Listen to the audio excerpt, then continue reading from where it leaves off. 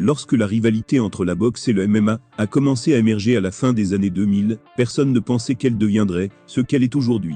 Pour beaucoup d'entre nous, ce discours de va-et-vient dans les médias n'était qu'un tour de marché, joué par les deux parties, pour attirer l'attention du public. Même lorsqu'ils ont réservé le combat McGregor contre Mawite, la plupart d'entre nous considéraient que ce n'était qu'un match d'exhibition.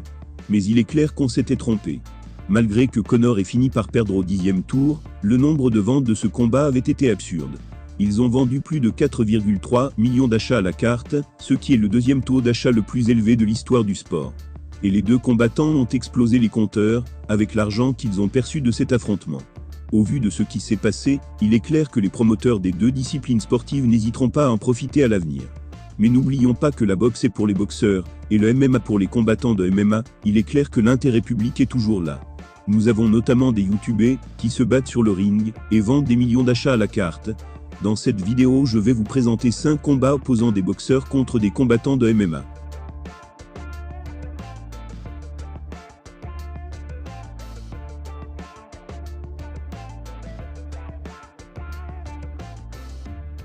Conor McGregor contre Jake Paul. Bien qu'il ait déjà combattu Floyd et perdu, Conor se battra à nouveau sur le ring de boxe. Il y a trop d'argent pour lui là-bas. Il a été le pionnier de ce type de super combat. Il est un roi de ce jeu, lorsqu'il s'agit de bavarder, et de vendre un combat. Mais pourquoi Jake Paul, me demanderez-vous? Eh bien, tout est question de tendance et de chiffres. Vendre un autre combat avec Floyd serait difficile, en repensant à ce qui s'est passé lors du premier combat.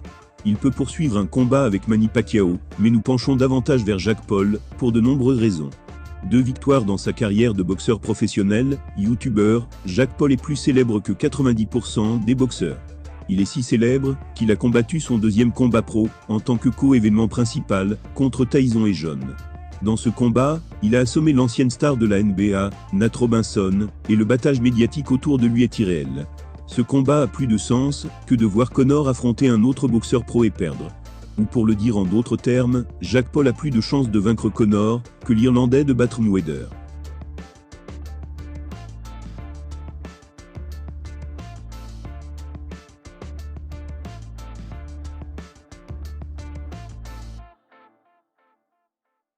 Israel Adesanya contre Canelo Alvarez. Nous ne savons pas pourquoi les fans et les médias perdent souvent Israel Adesanya lorsqu'il parle de boxe contre MMA. Oui, il a déclaré à plusieurs reprises qu'il n'avait aucun intérêt pour la boxe. Mais plusieurs zéros sur le contrat pourraient lui faire changer d'avis. Adesanya est un fanfaron, il parle beaucoup avec défiance. À mon avis, il y a une chance légitime de mener un grand combat de boxe. Il est peut-être l'attaquant le plus complet que nous ayons jamais vu, qui peut donner du fil à retordre à un boxeur professionnel. Pourtant, nous doutons qu'il ait une chance de battre quelqu'un comme Canelo Alvarez, qui est un sorcier sur le ring. Mais si nous les faisons correspondre, Adesanya aurait une taille énorme, et atteindrait un avantage. Nous ne disons pas que cela change beaucoup, mais nous savons tous à quel point il utilise sa longue portée et ses mouvements de tête. À notre avis, vendre ce combat ne sera pas aussi difficile qu'il y paraît. En fait, cela pourrait être énorme, et battre facilement tous les records de PPV.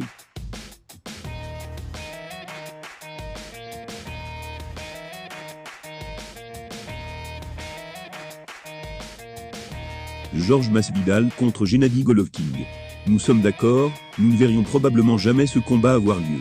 Mais n'oublions pas que Gennady a dit une fois qu'il était ouvert au combat croisé MMA/box. Et bien que nous n'ayons tous que de l'amour pour Masvidal, le voir battre Golovkin est peu probable non plus. Le fait est que tous les combattants de MMA auraient du mal à se battre contre des boxeurs dans leur élément.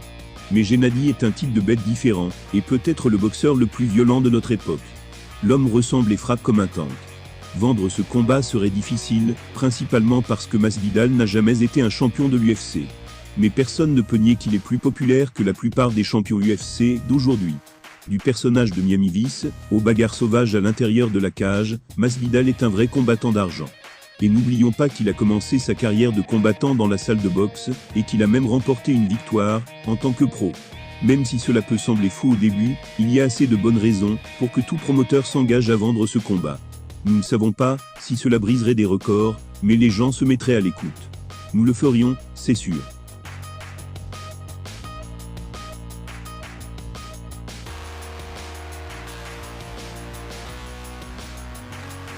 Francis Ngannou contre Tyson Fury est sans aucun doute l'un des affrontements boxe versus MMA les plus attendus.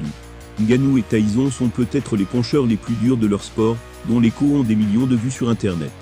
Avec cela, nous avons une belle histoire à promouvoir, et à faire participer les gens à ce combat. Ngannou n'est peut-être pas le boxeur le plus technique du MMA. Mais, il a ce pouvoir divin d'éteindre les lumières, d'une simple pression du poignet. Il est de loin l'être humain, le plus terrifiant à avoir jamais pénétré dans la cage en acier. Au cours de ces combats, nous retenons souvent notre souffle pendant plus d'une minute, en attendant que l'exécution se produise.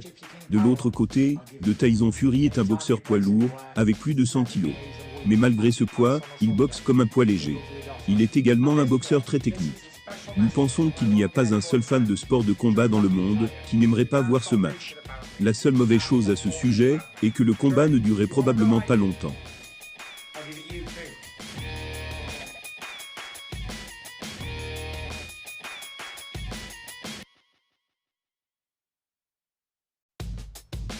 Jake-Paul contre Woodley. Les 2 dernières années n'ont pas été bonnes pour Tyron Woodley.